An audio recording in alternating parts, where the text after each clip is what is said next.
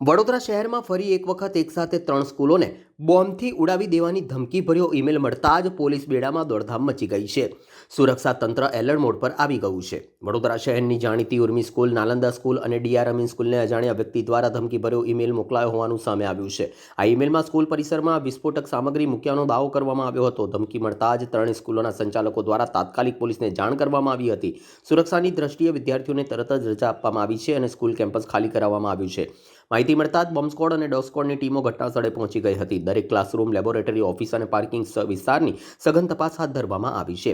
સ્થાનિક પોલીસ સાથે ઉચ્ચ અધિકારીઓ પણ સ્થળ પર પહોંચી પરિસ્થિતિની સમીક્ષા કરી છે.